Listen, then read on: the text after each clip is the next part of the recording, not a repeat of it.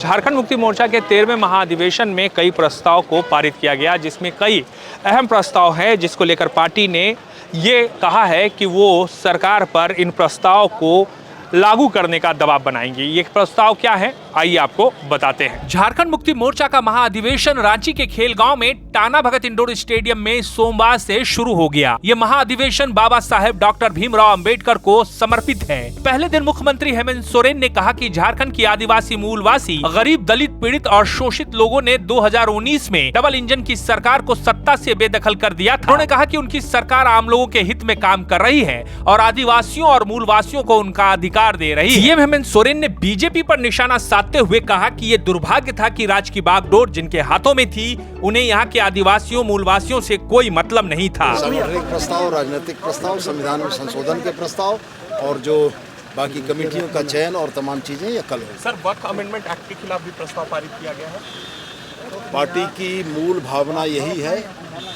कि बहुमत के जरिए अल्पसंख्यक पर अपने विचार अगर थोपे जाते हैं तो लोकतांत्रिक व्यवस्थाओं के हिसाब से अल्पमत के विचारों का सम्मान करना भारत की परंपरा रही है और अगर इसका उल्लंघन होता है तो हम इसका विरोध करते हैं। झारखंड में लगातार दूसरी बार सत्ता में आने के बाद से ही झारखंड मुक्ति मोर्चा अपने विस्तार को लेकर काफी सजग है। इस महाधिवेशन में इस बात को लेकर भी चर्चा हुई कि कैसे पार्टी का विस्तार झारखंड से बाहर किया जाए। आगामी बिहार विधानसभा चुनाव को लेकर पार्टी कोई ठोस निर्णय ले सकती है। हमारे जो राजनीतिक जो हमारा प्रस्ताव वो सर्वसम्मत रही। उस प्रस्ताव में हमने बहुत विस्तार से बातें कही। अब हम राजकीय राजनीति से बाहर निकलकर देश के अन्य राज्यों के राजधानी क्षेत्र में और उस पूरे राज्य क्षेत्र में अब हम लोग जाएंगे। उसकी तैयारी हम लोगों ने की। झारखंड मुक्ति मोर्चा ताकतवर क्षेत्रीय दल बनकर उभरा है। इस पार्टी ने कई उतार चढ़ाव देखे हैं। 90 के दशक से लेकर अब तक शिबू सोरेन के संघर्ष और 21वीं सदी में हेमंत सोरेन के राजनीतिक कौशल के दम पर पार्टी लगातार दूसरी बार सत्ता में आई है। पिछली बार के मुकाबले ज्यादा सीटें जीतकर हेमंत सोरेन के नेतृत्व में झारखंड में झामुमो की सरकार बनी है। देश के कई राज्यों में क्षेत्रीय दलों का बोलबाला रहा है और आज भी है। उन राज्यों में झारखंड भी शुमार है जहां वर्ष 1995 के विधानसभा चुनाव के बाद से लगातार झारखंड मुक्ति मोर्चा की सीटें बढ़ती रही हैं। स्थिति यह है कि वर्ष 2024 में जब झारखंड विधानसभा के चुनाव हुए तो झारखंड मुक्ति मोर्चा ने सारे रिकॉर्ड तोड़ते हुए अकेले 34 सीटों पर विजय हासिल की। 2024 के विधानसभा चुनाव से ठीक पहले जिस तरीके से ईडी की कार्रवाई हुई और तत्कालीन मुख्यमंत्री हेमंत सोरेन को जेल जाना पड़ा, उसके बाद कल्पना सोरेन ने जिस तरीके से पार्टी की बागडोर थामी और जिस तरीके से पार्टी का प्रदर्शन लोकसभा चुनाव और उसके बाद फिर विधानसभा चुनाव में हुआ, उसको देखते हुए इस बात की भी चर्चा है कि कल्पना सोरेन को इस बार इस महाधिवेशन के दौरान कोई अहम जिम्मेदारी सौंपी जा सकती है। कल हमारा केंद्रीय कमेटी का गठन होगा।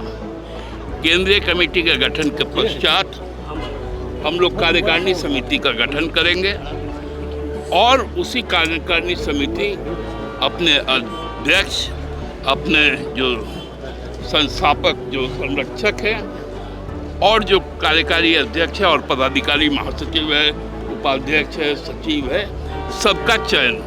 देश भर से लगभग 3000 से ज्यादा पार्टी के जो सदस्य हैं वो इस महाधिवेशन में हिस्सा लेने के लिए रांची पहुंचे थे। रांची के खेलगांव स्थित शहीद टाना भगत इंडोर स्टेडियम में ये कार्यक्रम हुआ जिसमें झारखंड मुक्ति मोर्चा के तमाम बड़े नेता मौजूद देने की व्यवस्था के लिए हम लोग लैंड रिस्टोरेशन कमीशन का गठन करेंगे। जो पलायन विस्थापन हुआ है उनके भी पुनर्वास के लिए हम लोग उसका भी आयोग का गठन करेंगे। जो श्रमिक बाहर जाते हैं उनका पहले रजिस्ट्रेशन होगा, क्योंकि ये लगातार देखा गया। अभी कुछ दिन पहले ही विदेश में हमारे प्रवासी श्रमिक फंस गए। उनके जाने की सूचना हम लोग को नहीं रहती है। जब कहीं दुर्घटना हो जाती है, फंस जाते हैं, तब लोग सूचना आता है। तो इसलिए जाने के पूर्व हमने MHA से भी कहा है और मिनिस्ट्री ऑफ एक्सटर्नल अफेयर्स को भी कहा है कि आप हमें डेटा दीजिए।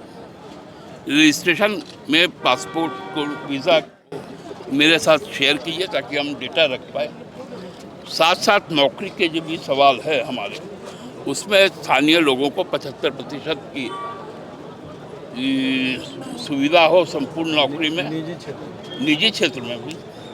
और जो तृतीय और चतुर्थ वर्ग है उसमें 100%। इसमें है कि तृतीय श्रेणी और चतुर्थ श्रेणी में जो सिपाही भी आते हैं, जो शिक्षक आते हैं, जो नर्स आती हैं, उनका भी नियुक्ति अन्य के मतलब राज्य एजेंसी से होता था, उसको बदलकर जिला संवर्ग में ही उनको रखा जाए और 100% नियुक्ति उनकी स्थानीय स्तर पर।